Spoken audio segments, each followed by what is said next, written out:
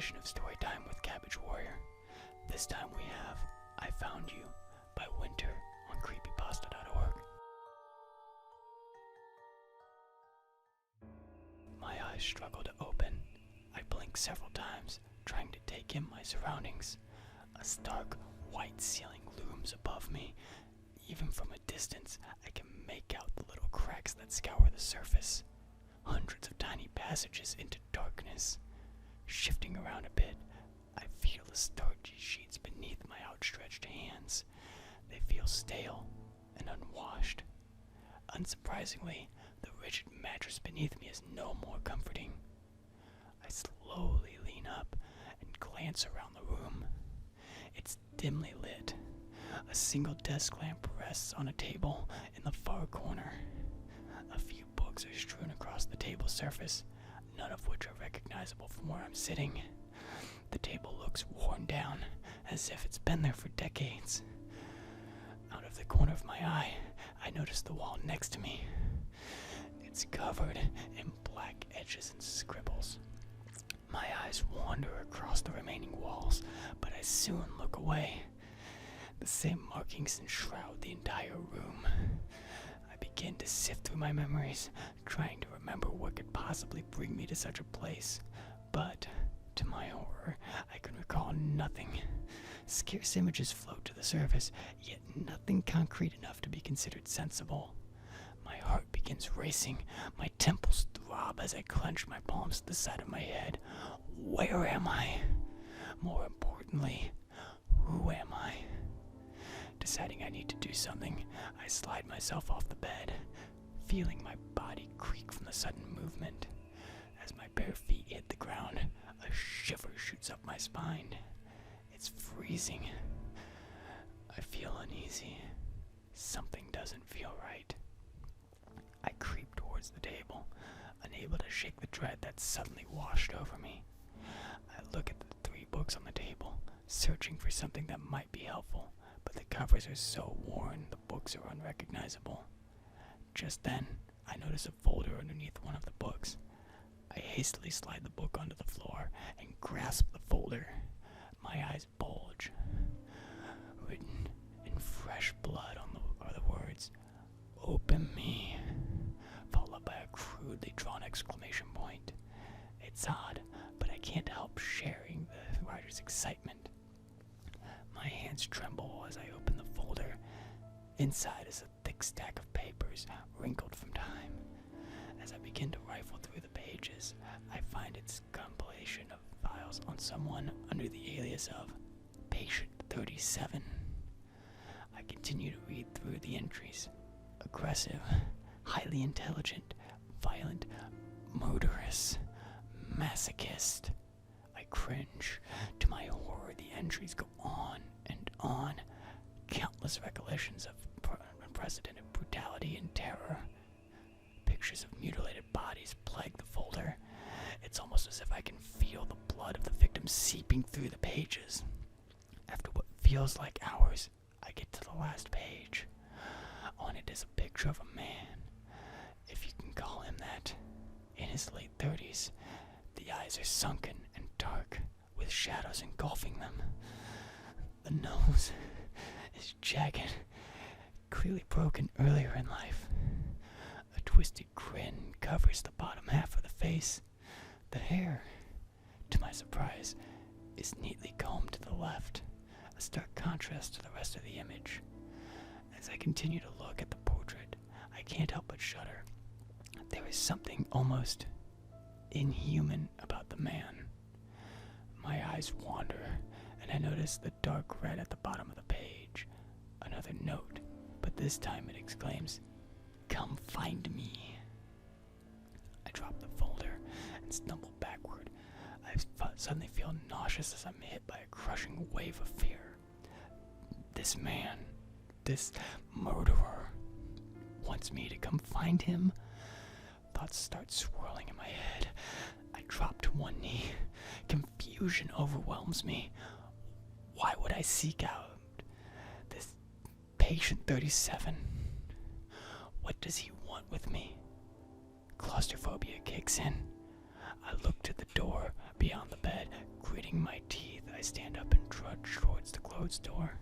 My hand tightly squeezes the door handle. I stand there, panting for a bit. Sweat drips from my forehead. There's no way of knowing what's on the other side. I close my eyes and turn the handle. It opens. I'm met by a narrow corridor. The lights above flicker, giving off just enough light to see. There is an intercom on the far side of the wall. The right light below the speaker blinks rapidly. Just then, the music begins to play throughout the entire hallway. The soft keys of a piano. Simple, but beautiful. I recognize it. Far's Nocturne No. 1 in E-flat minor, Opus 33, No. 1. I put my hands to my head. Why do I know this song? Why is it playing in such a wretched place? Continuing to struggle with my thoughts, I walk through the corridor, feeling strangely guided by the melody. The hallway is barren, just like the prior room. No sound can be heard, except the rhythmic fingering of the piano keys. Oddly, there are no windows, just white walls. I walk over to one of the walls and brush my hand up against it as I walk. The pattern gives off a soothing sensation on my palm. I close my eyes and continue to walk. My eyes jolt open as the pattern on the wall changes. The silence is broken as my hand slides through something wet. I quickly pull my hand back and stare at it in the quivering light. It's covered in blood. I let out a shrill as my eyes dart towards the wall. Drawn on the surface is a thick red arrow pointing in the direction I'm walking. I look onward. A body lies on the ground. I rush over, but immediately notice there's no hope. The man's eyes are gouged out and a knife protrudes from his stomach. Without thinking, I grab the knife's handle and pull. Blood erupts from the wound and spatters my face. I cry out and I frantically wipe it from my eyes. This is disgusting. This can't be happening. Where the fuck am I? I need to get out of here. Clenching the knife, I move forward. I pass a large desk on my right.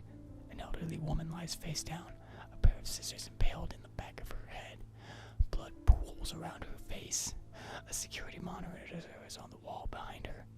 Nothing but static. I grit my teeth and look down. I need to keep moving. As I reach the end of the hallway, I see another arrow, this time pointed to the right. Written above it reads a message. Almost there. What kind of sick fucking game was this? Who would do something like this? Yet I can't help but follow the direction. I'm nothing but a man lost in a strange world. I turn to the right and see a green light coming from an opening at the end of the hallway. I approach carefully, being lured like an animal into a cage. Once I'm close, I notice it's an entrance to a bathroom. I can make out shapes on the ground, but I'm too far away to see what they are. I shudder. Based on past experiences, I know it's not going to be pleasant. In the doorway, my eyes scan the room. Bodies, at least 5, cover the floor. The entire surface is covered in red. I can barely make out a clean spot on the once white floor. It's grotesque, yet I can't help but move forward. The melody continues to propel me into the unknown. The bathroom lights flicker while I navigate around the bodies. Looking around, the room is a pit of despair. Blood is spattered on the walls. The once pristine tiles now unrecognizable. Strands of meat hang from the stall openings. Dark liquid curdles on the floor beneath them. This can't be real, can it? Just then I notice a message on the mirror. I can't make it out from my angle, so I step closer. My heart is racing out of my chest. Thump, thump, thump. The adrenaline surges through every ounce of my body. I inch closer and closer, trembling more with each step. Once I'm directly in front of the mirror, I stop. I can make out the letters. I read the message on top of the mirror. My heart slows, my breathing calms. I stare into the mirror and slowly exhale. Written above my head are 3 simple words. Hello, patient 37. Everything stops. Silence. A twisted smile creeps across my face. A whisper escapes from my mouth. I found you. And that does it for this episode of Storytime with Cabbage Warrior. This was an excellent creepypasta on creepypasta.org, and very well written, and definitely an unexpected twist at the end. I really love that nice touch at the end. So, anyway, if you like this, please hit that like button. If you'd like to see more, hit subscribe, and I will see all of you in the next one.